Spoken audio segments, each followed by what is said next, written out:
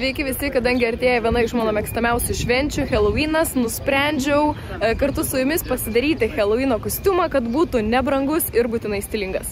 Važiuojam. Tai visų pirma užsukau į Humaną susirasti savo drabužių kostiumui ir iš karto akis krito šitą suknelę. Artūras aprūvino, Maja matyt nelabai. Taip pat radau štai tokią auksinę apyrankę ir vėl man pasisekė kaip ir praeitam video ir viskas buvo po 3 eurus, todėl už 3 daiktus sumokėjau tik tai 9 eurus. Ir voila! Toliau nuskubėjau Pepko susirasti aksesuarų, tai man reikėjo lankelio, taip pat radau veido dažų ir štai tokių dirbtinių rožių už 80 centų. Na ką, pradėsime nuo pačio svarbiausio aksesuaro, kuriam pagaminti mums reikės. Štai tokio pūsto lankelio, dirbtinių rožių ir kitokių gėlyčių, super klijų ir žirklių. Jeigu jums pasisekė ir radote štai tokį pūstą langelį be jokių pribambasų, tai super, bet kadangi aš radau tik tai tokius absurdiškais perliukais, dabar man reikės visus perliukus pašalinti.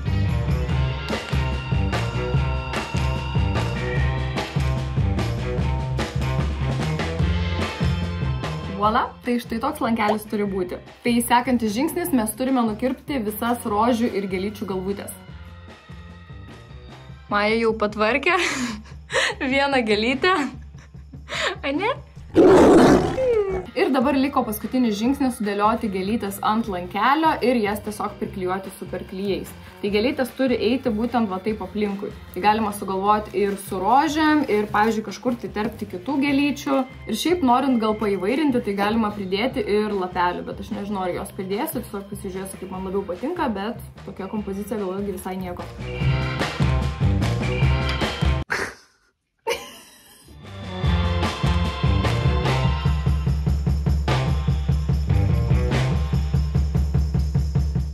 Gerai, kol kas gavosi biški juokingai, bet aš galvoju, ar man dar reikia kitų gėlyčių ir lapelių. Galbūt paįvairins kažkiek.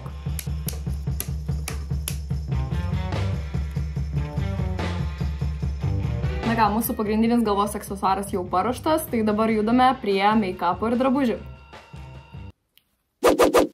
Tai man pasisekė, nes Pepko parduotuvėje radau štai tokią dažų paletę veidui ir labai gerai, nes čia yra juoda, balta, raudona, viskas, ko man reikia.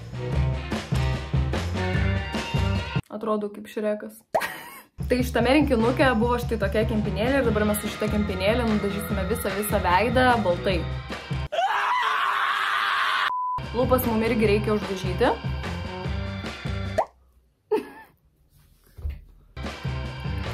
Nu eik iš čia! Ir kaklą. Artūrai, va tu mane žiauriai distraktinį, žinok. Žiauriai distraktinį. Artūrai.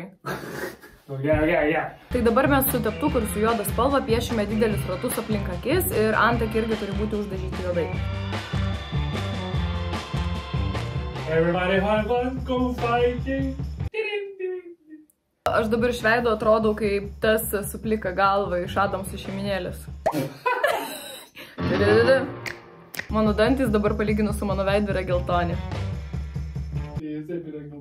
Gerai, tai dabar iš savo akių darysime tarsi gėlytės ir štai tai piešime aplink akis. Nemoku. Na ką, akis yra, dabar judam prie nosies.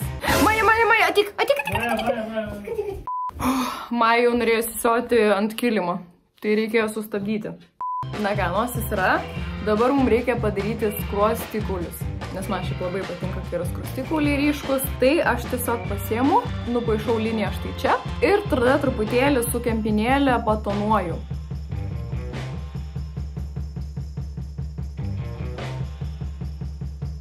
Smakrą galite užpaišyti kaip norite, čia yra visiškai fantazijos reikalas, dar mes šiek tiek papuošime kaktą, bet čia irgi yra absoliučiai fantazijos reikalas, galite piešti širdutės, gėlytės ir taip toliau.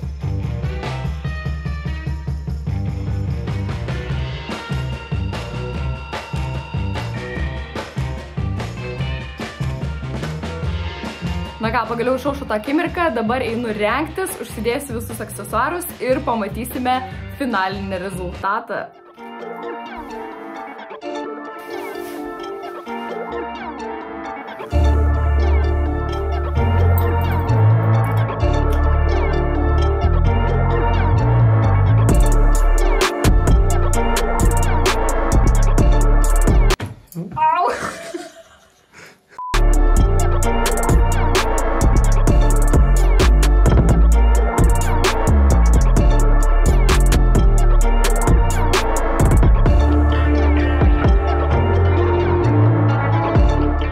patinka mano įvaizdis. Na ką, man atrodo, mūsų kostiumas gavosi tikrai įspūdingas, stilingas, o svarbiausia labai pigus ir kiekvienas iš jūsų galite savo pasidaryti štai tokį kostiumą, o efektas tikrai garantuotas. Tai rašykite būtinai, jeigu jums patiko šitas video ir patiko šitas įvaizdis, ir rašykite, ar šiais metais išbandysite šitą kostiumą. I can't believe